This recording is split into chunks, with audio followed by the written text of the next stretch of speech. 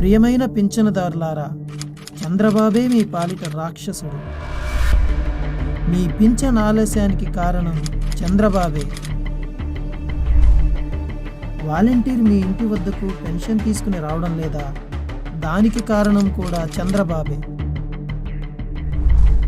మీరు మండు టెండర్లో పడిగాపులు కాస్తున్నారంటే దానికి కారణం చంద్రబాబే. బ్యాంకులో మీ డబ్బులు తిరస్కరిస్తున్నారంటే దానికి కారణం చంద్రబాబే. గుర్తుపెట్టుకోండి, పేదల సంక్షేమం మరియు అభివృద్ధికి చంద్రబాబు ఎప్పుడూ వ్యతిరేకే.